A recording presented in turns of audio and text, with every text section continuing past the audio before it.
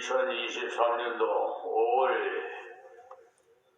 첫날 새벽을 열어주신 하나님께 모든 영광 돌립니다.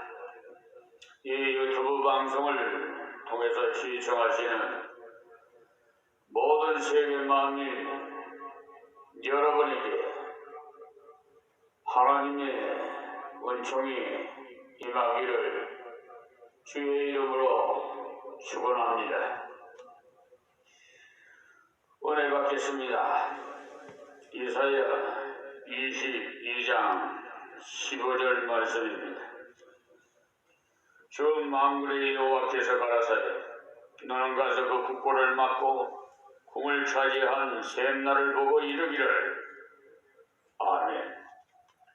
뒤에 나오는 내용에 따라서 하나님의 명칭이 하나님이라고 소개되기도 하시고 또 어떤 내용에서는 주께서라는 명칭을 사용하시기도 하시고 또 어떤 내용에서는 여호와께서라는 명칭을 사용하시기도 하시는데 오늘 새벽에 본문 내용 앞에 말씀하시기를 주 만군의 여호와께서라고 하셨는데 주라는 주관하시는 분으로서 주인이시라는 것을 강조하여 쓰시는 것입니다. 주 만군의 여호와는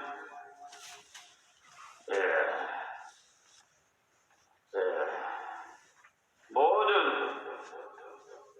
우리 우주 만물 또 인생을 주관하시고 다스리는 분으로서 주인이시라는 것을 강조해서 쓰신 것입니다. 주 여호와는 우리의 영혼도 육신도 생활도 우리의 모든 생업도 주관하시는 우리의 주인이시라는 것. 여호와는 주인이시기 때문에 주실 수도 있고 가져갈 수도 있고 세울 수도 있다는 말씀. 또 만군이라는 그 명칭은 하나님의 권능이 아주 크다는 것을 말씀하실 때 유대인들이 쓰는 것은 별들의 주님이라는 뜻으로 만군이라고 하는데 임금을 10,000명이나 다스린다는 뜻이 아니라 하나님께서는 10,000명의 왕보다도 더 큰, 더 놀라운 분이시라는 뜻으로 만군이라고 합니다. 간단히 말씀드리면 현직의 주재자라는 의미가 되겠습니다. 그 다음 여호와라는 문자적으로는 스스로 계신 분이라는 뜻으로 쓰여지지만 유대인들은 여호와란 말을 기억할 때는 항상 불변의 약속을 주시는 분, 약속을 반드시 지키시는 분을 표현할 때 쓰시는 명칭입니다. 하나님께서 약속을 주시는 이유는 자기 백성을 사랑하기 때문에 주십니다. 언제나 사랑하는 자에게 약속을 주십니다.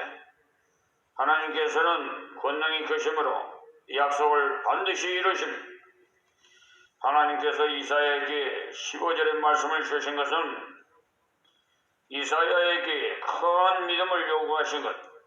왜냐 하면은 이사야보다도 셈나의 인간적 세력이 낮다면 가서 책망하는 예언을 말하기가 좀 쉽지만 이 셈나는 세력이 커요.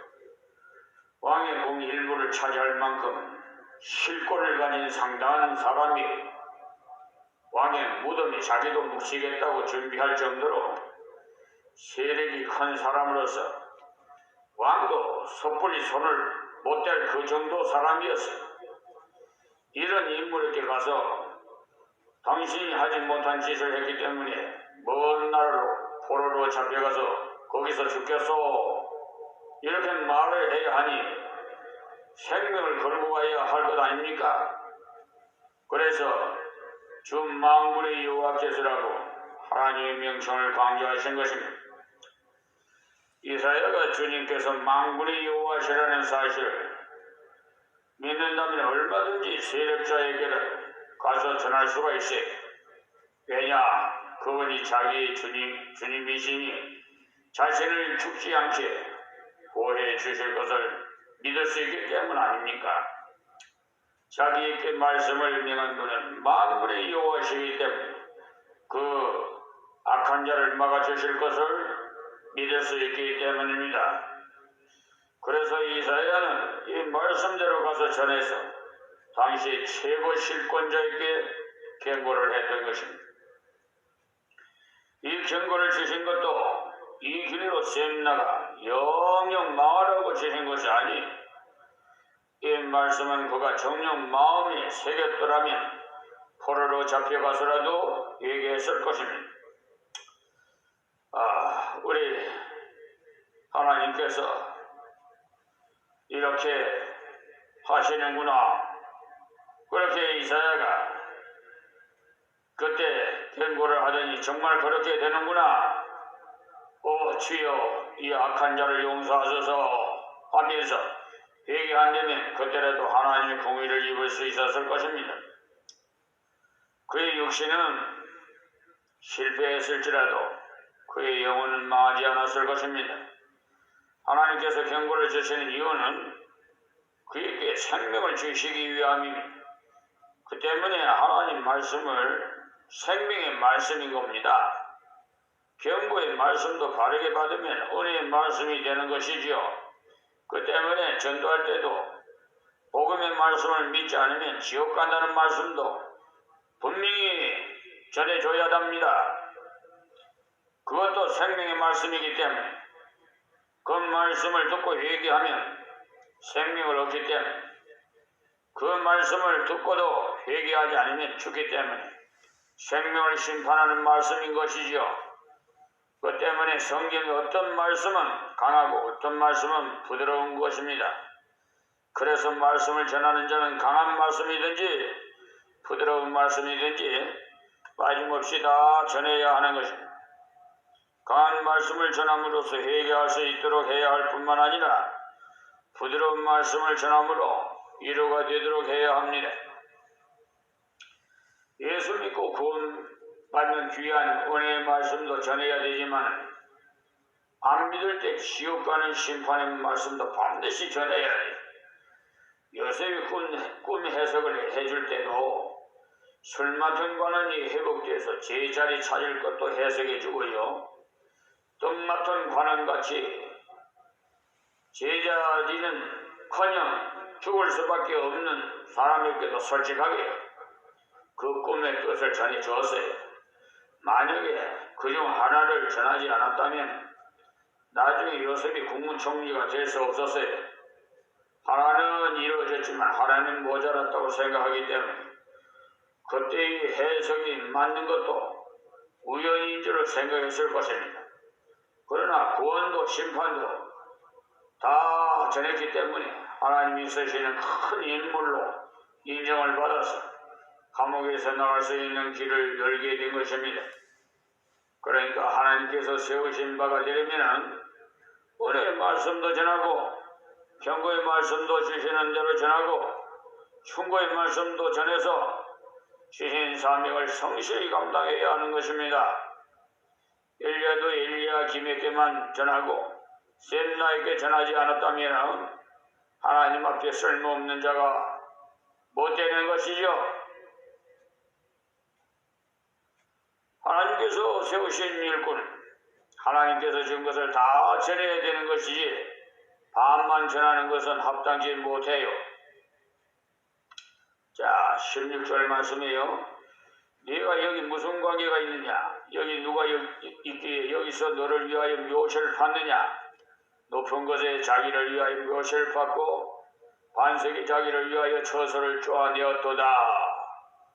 이 말씀은 셈나가 감히 왕이 묘실에 묻히겠다고 묘시를 받아가 하나님의 경고를 들은 것입니다. 그런 교만에서 하나님이 정하신 질서의 범위를 넘어서는 길로 갔어요.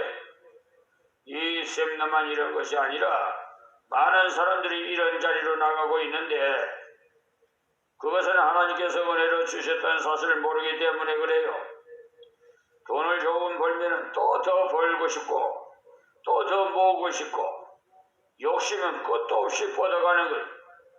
그러나 하나님께서 쓰셨다는 사실을 알게 되면 욕심이 생기는 것이 아니고 감격이 생깁니다. 나 같은 부족한 것에게 이런 좋은 것을 맡겨주시구나 이렇게 생각하게 되기 때문에 감격스럽지요. 직분에 대해서 마찬가지입니다. 하나님께서 부족한 내게 이런 귀한 직분을 주셨구나 이렇게 생각하게 되면 감격해집니다. 그러나 인간적으로 생각하면 자꾸만 더욱 높아지고자 합니다. 어제 주일날 설교를 하면서 울면서 설교를 해서요. 하나님, 성령님께서 이 주의 마음을 그렇게 감동을 주셨기에 자기가 자격이 있어서 직분이 된 줄로 여기고 수단이 좋고 다른 사람보다 일을 잘해서 된 줄로 생각하면 한없이 높아지고자 하지요. 아담이 그런 교만으로 나가다가 실패했잖아요. 그러나 하나님같이 되고자 했어요. 사실 그때 받은 바 은혜가 얼마나 컸습니까? 그 은혜를 바르게 깨달았다면 감격하고 감사해서 사탄을 물리쳤을 것입니다. 사탄은 믿음으로만 대적할 수 있어요. 베드로전서 5장 7절에서 9절 말씀을 보시면 너희 염려를 다 주께 맡겨버리라. 이는 저가 너희를 권고하심입니다. 근신하라 깨어라.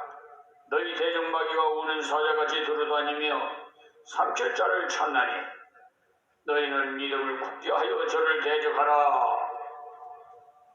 말씀하셨어요. 사탄을 대적하려면 주님을 의지해야 되지 않겠습니까? 아담이 마귀를 보고 지절거리지 마.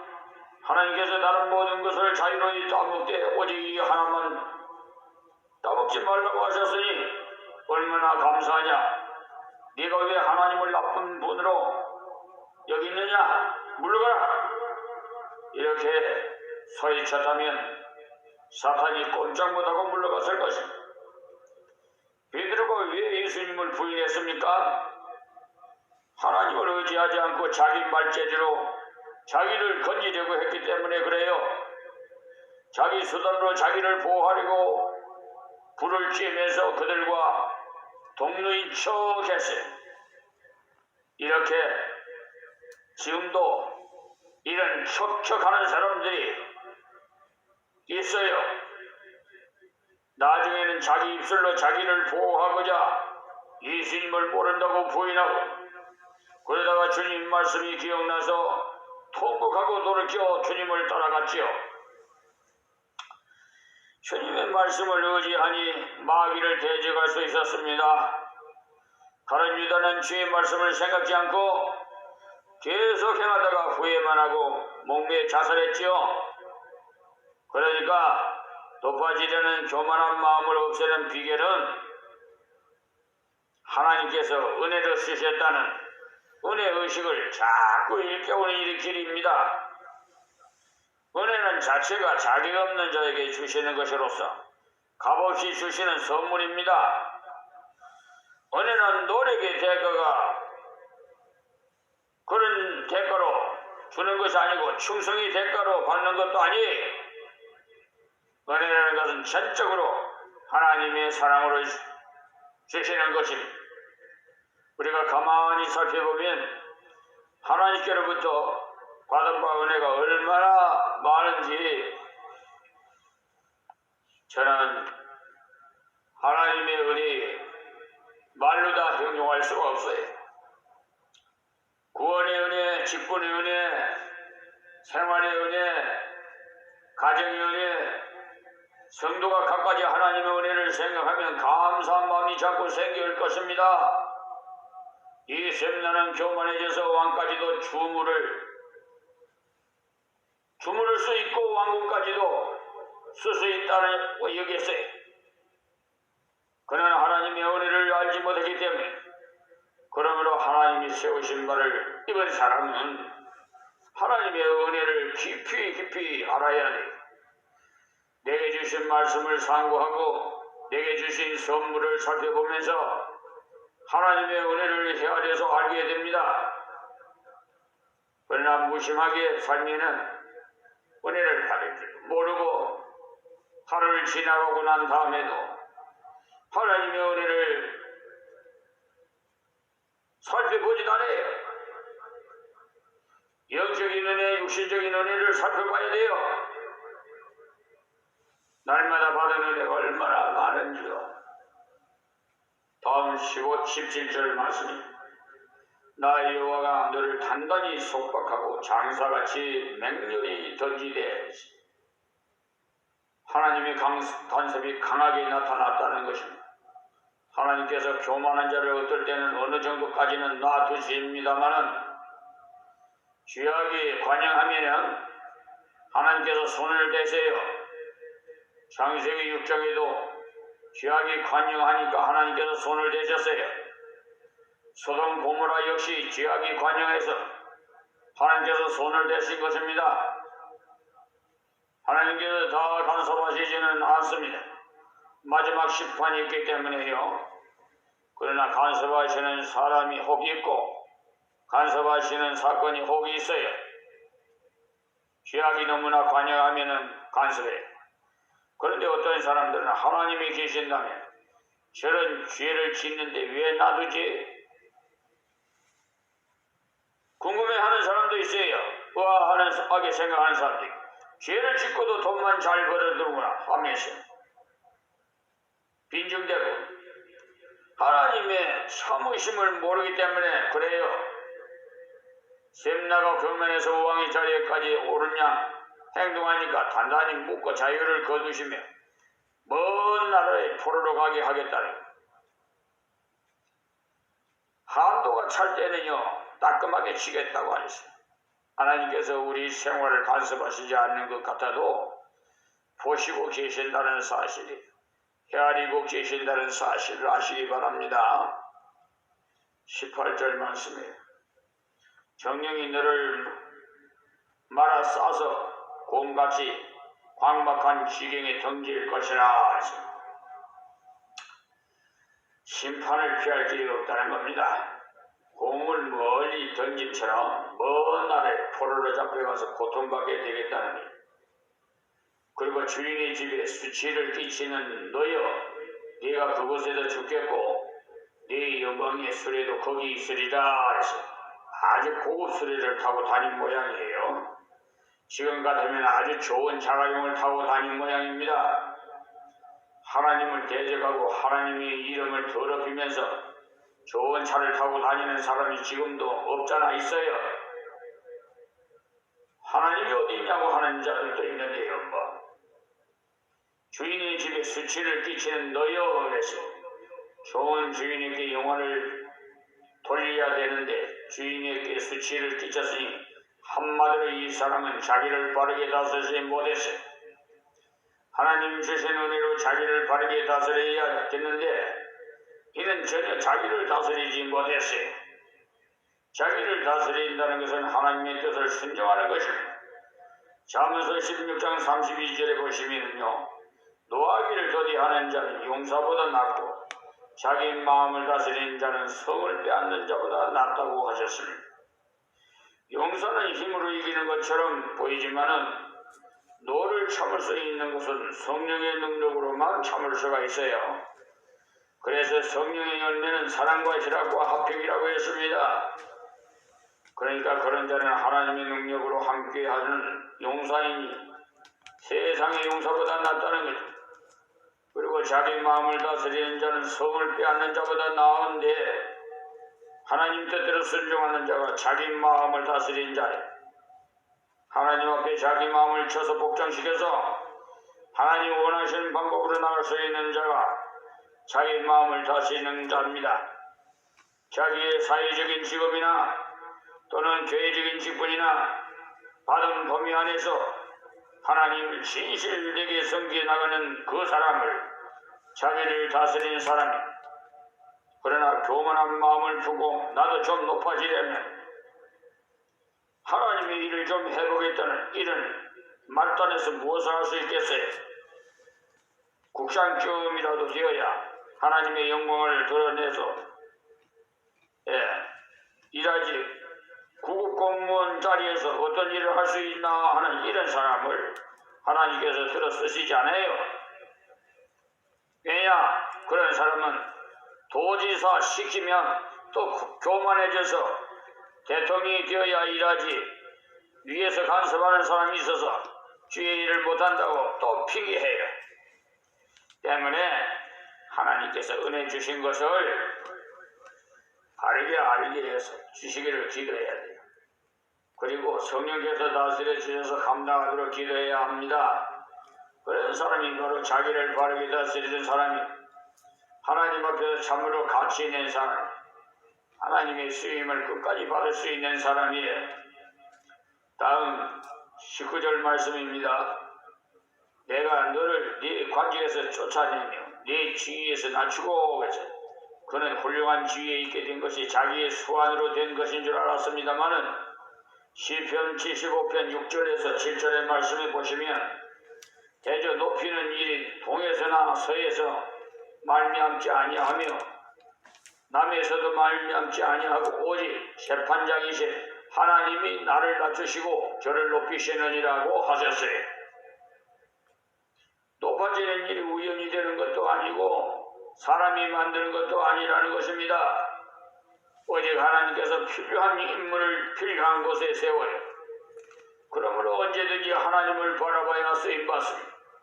시편 91편 14절에도 보시면 하나님이 가라사대 저가 나를 사랑한즉 내가 저를 건지리라 저가 내 이름을 안즉 내가 저를 높이리라고 하셨습니다.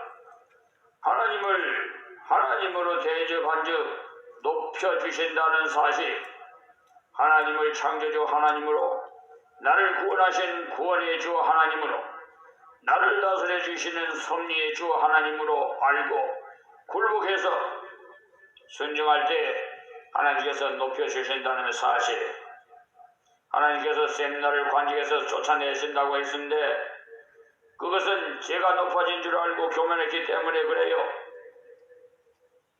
창세기에 나오는 요셉이나 다니엘서에 나오는 다니엘이 왜 높아졌습니까?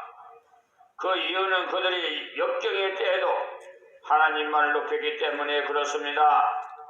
사람들이 봐서도 높여줄만 할 때도 하나님을 높였어요. 바로왕이 요셉을 불러서 내 머리가 신통해서 꿈을 잘 해석한다더라. 그 소문이 맞는가? 이렇게 했을 때 보통 사람이라면 이때가 기회다 싶어가지고 저는 어릴 적부터 그런 경험이 많은데 신통하게 맞습니다. 이번에도 틀림없이 맞을 것입니다. 이렇게 자신을 믿도록 하려고 할 텐데 요셉은 전혀 그런 말을 하지 않았어. 오히려 그는 꿈을 해석하는 것이 내게 있는 것이 아니라 하나님께서 바로 이렇게 선한 해석을 주시리이다 라고 했습니다. 우리 좀 귀담아 들어주시기 바랍니다. 해석을 다 해주고는 처방을 해 또 말해주세요. 풍년일 때 곡식을 많이 모아둬야 하는데 총명한 관리한 사람을 뽑아 감당하도록 하시면 될 것입니다 라고 했어요. 그럴 때 바로가 누구를 뽑으면 좋을까 싶어서 생각 끝에 바로가 말하기를 하나님의 신에 감동된 사람보다 머리 좋은 사람이 어디 있을까? 그러니 요셉 네가 그 일을 감당하도록 하라고 했어요. 제수가 국무총리 자리에 오르는 것은 사람의 상식으로는 안 되는 일입니다. 그러나 하나님께서 감당하도록 하셨어요. 요셉이 하나님을 높이니 하나님께서도 요셉을 높여서 높은 직분을 주셨어요. 얼마 전에도 제가 말씀을 드렸습니다만 이 나라의 국회에서 양국법에 대해서 통과가 됐는데 이 나라 대통령이 윤석열 대통령이 거부권을 행사해가지고 그 법이 무산되었습니다.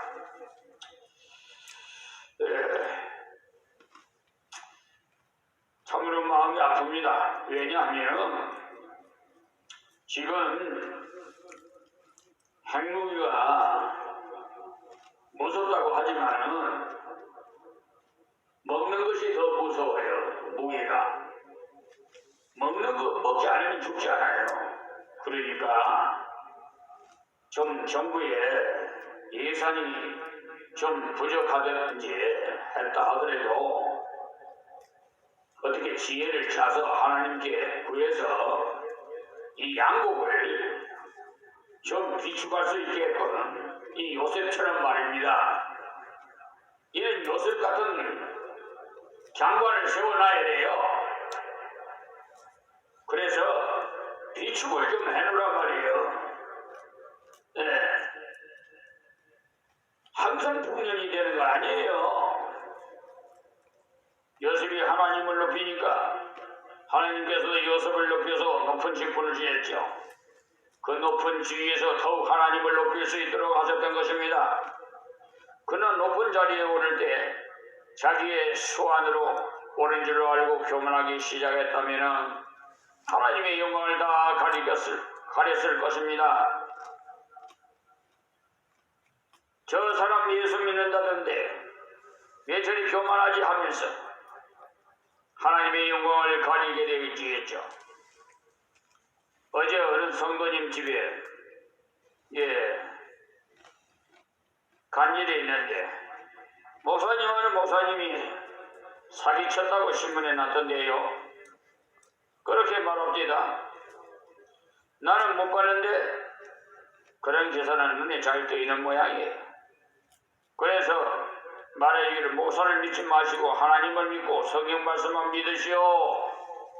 그 많은 목사 중에 사기치는 목사가 왜 없겠습니까? 라고 말씀해 주었어요. 그랬더니 목사님, 부산에 불지른 사람도 다 신학생이라던데요. 신학생이라면 라고 하는데 그 참 입맛이 쏟대다. 높은 자리에 올라갈수록 하나님 높이는 일만 열심히 해야 하나님께서 더욱 크게 써주시고 그 자리를 유지할 수 있도록 능력을 주시는데 말입니다. 간혹 가다가 참 안타까운 소식을 접할 때가 있어요. 자, 20절 말씀에 그날에 내가 힐기야의 아들 내 종 엘리야김을 불러 그랬는데 직분은 하나님께서 주신다는 사실을 아시기 바랍니다. 세우는 것도 패하는 것도 하나님이 하세요. 우리가 자격이 있어서 목사 됐습니까? 우리가 자격이 있어 대통령이 되었습니까? 아니에요. 하나님께서 다 뜻이 있어서 세워주신 거예요. 엘리야김이 잘나고 똑똑해서가 아니라 하나님이 은혜를 쓰시기 위해서 불렀다는 사실을 아시기 바랍니다. 그러니 하나님만 의지하고 그분의 사랑과 능력만 나타내야 되는 것 아니겠습니까? 여기서 불러라는 말씀은 엘리야김에게 주의 일하라는 소명을 주시는 거예요. 소명은 은혜입니다.